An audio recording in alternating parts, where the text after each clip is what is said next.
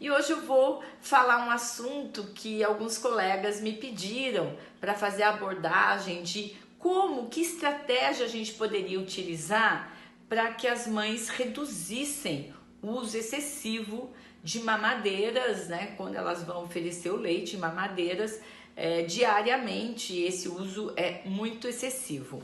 Então, eu vou começar esse assunto contando uma história que eu vivi. No momento, eu estava fazendo uma coleta, era um corte, né, de coleta de dados de crianças entre 12 e 14 meses. Eram muitas, eram praticamente 400 crianças, e nós tínhamos um dia que a gente fazia um mutirão de avaliação nutricional, odontológica, exames laboratoriais, para avaliar ali as condições dessa criança. E eu também, nesse momento, a gente estaria terminando, era o último contato com essas mães, então eu achei que tinha que dar uma orientação ali mais objetiva, mais prática para as mães, em relação principalmente ao problema que na minha concepção ali era o problema maior da alimentação das crianças. Então, o que nós observamos foi o consumo excessivo de leite por meio das mamadeiras. Então, eram 4, 5 mamadeiras inclusive durante a madrugada, que muitas vezes não são observadas, mas acontecem e a gente tem que detectar. E então a minha proposta, eu olhava, claro, eu tinha lá, né, os inquéritos daquela criança, e antes de dispensar, falar que ela, né, poderia já estar liberada daquelas avaliações, eu então fazia essa orientação mais focada. E é claro que, como a maior parte do problema era o uso excessivo desse leite por meio de mamadeiras, era a minha orientação, e eu repetia toda hora para as mães, né? Então eu repetia: olha, mãe, o ideal é você só por dia, a partir de agora, você vai dar só 2 mamadeiras por dia, só 2. Mas eu percebi em umas primeiras consultas que, a princípio, assim, a ficha não estava caindo da mãe.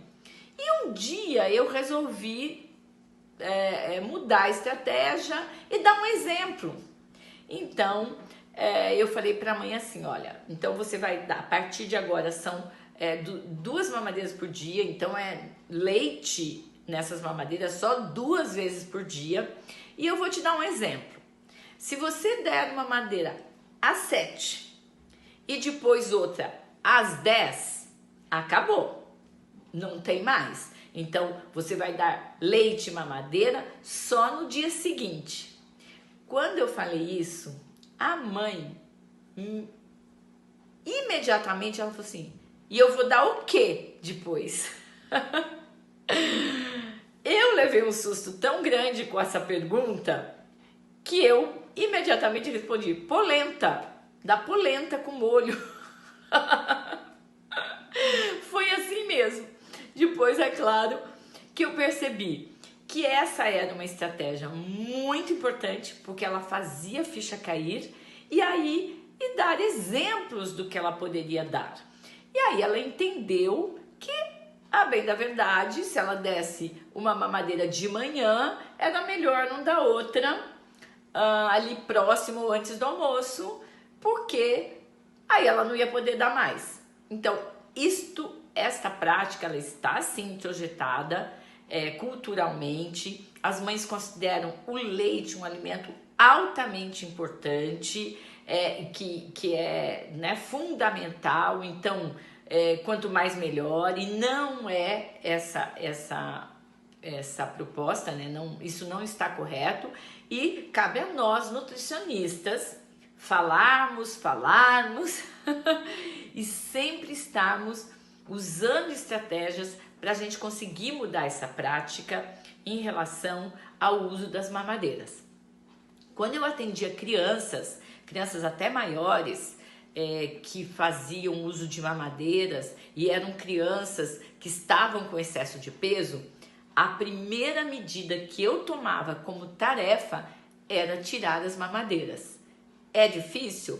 É, mas em crianças que entendem, a gente conversava do uso de copinhos, então eu orientava as mães, conversa com ela, vamos achar um copinho com figurinha, um copinho colorido, quer dizer, ela vai usar aquele copinho.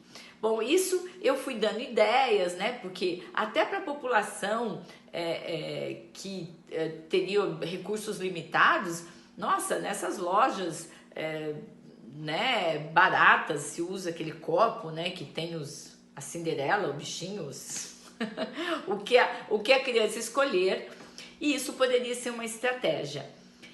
Bom, eu repetia tanto isso que uma vez eu estava passando no ambulatório e uma mãe com a criança, que era nossa paciente, falou: olha a tia do copinho. Eu nunca me senti tão elogiada por ser chamada a tia do copinho.